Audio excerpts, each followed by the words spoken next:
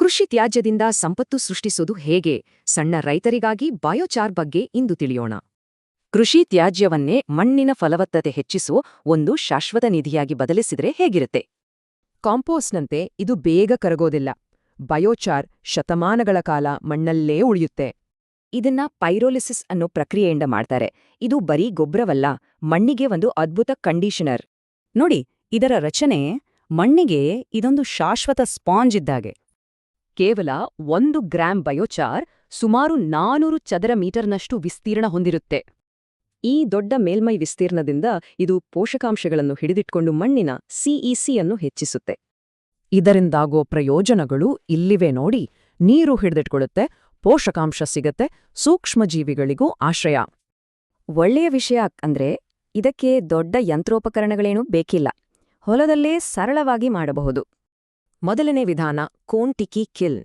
ಇದು ಬೇರೇನೂ ಅಲ್ಲ, ಒಂದು ಶಂಕುವಿನಾಕಾರದ ಗುಂಡಿಯಷ್ಟೇ. ಮಾಡುವುದು ಸುಲಭ. ಮೇಲೆ ಬೆಂಕಿ ಹಚ್ಚಿ ಪದರ ಪದರವಾಗಿ ಕೃಷಿ ತ್ಯಾಜ್ಯ ಸೇರಿಸಿ ಕೊನೆಗೆ ನೀರಿನಿಂದ ಆರಿಸಿ. ಇದಕ್ಕಿಂತಾನೂ ಸರಳ ವಿಧಾನ ಅಂದ್ರೆ ಟ್ರೆಂಚ್ ವಿಧಾನ.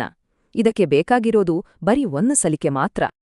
ಒಂದು ಕಂದಕ ತೋಡಿ, ಒಣ ಹುಲ್ಲಿಗೆ ಬೆಂಕಿ ಹಚ್ಚಿ, ಪದರಗಳಲ್ಲಿ ಕಾಂಡಗಳನ್ನು ಸೇರಿಸಿ, ಕೊನೆಗೆ ಕೆಂಡವನ್ನೂ ಆರಿಸಿ.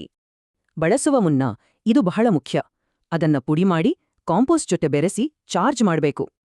ಉತ್ತಮ ಫಲಿತಾಂಶ ಬೇಕಂದ್ರೆ ಇದನ್ನ ಮಣ್ಣಿನ ಮೇಲ್ಪದರಕ್ಕೆ ಅಂದ್ರೆ ಸುಮಾರು 15 ಸೆಂಟಿಮೀಟರ್ ಆಳಕ್ಕೆ ಸೇರಿಸಿ. ಆದರೆ ಸುರಕ್ಷತೆ ಬಹಳ ಮುಖ್ಯ. ಬಯೋಚಾರ್ ತಯಾರಿಸುವಾಗ ಮತ್ತು ಬಳಸುವಾಗ ಎಚ್ಚರಿಕೆ ವಹಿಸಬೇಕು. ತಯಾರಿಸುವಾಗ ಯಾವಾಗಲೂ ತೆರೆದ ಜಾಗದಲ್ಲಿ ಕೆಲಸ ಮಾಡಿ. ಬಿಸಿಯಾಗಿರುವ ಕಿಲ್ನನ್ನು ಮುಟ್ಟಲೇಬಾರದು. ಬಳಸುವಾಗ ಧೂಳು ದೊಡ್ಡ ಸಮಸ್ಯೆ. ಅದಕ್ಕೆ ಮಾಸ್ಕ್ ಹಾಕಿಕೊಳ್ಳಿ ಮತ್ತು ಬಯೋಚಾರನ್ನು ಒದ್ದೆ ಮಾಡಿ ಬಳಸಿ. ಸಂಗ್ರಹ ಮಾಡುವಾಗಲೂ ಎಚ್ಚರ. ಇದು ತಾನಾಗಿಯೇ ಹೊತ್ತುಕೊಳ್ಬಹುದು. ಹಾಗಾಗಿ ಕಟ್ಟಡಗಳಿಂದ ದೂರ ಸುರಕ್ಷಿತವಾಗಿಡಿ. ಒಟ್ಟಿನಲ್ಲಿ ಇದರ ಲಾಭಗಳೂ ಹಲವಾರು. ಮಣ್ಣಿನ ಗುಣಮಟ್ಟ ಹೆಚ್ಚಾಗುತ್ತೆ, ಇಂಗಾಲ ಹಿಡಿದಿಡುತ್ತೆ, ತ್ಯಾಜ್ಯ ಸಂಪತ್ತಾಗುತ್ತೆ.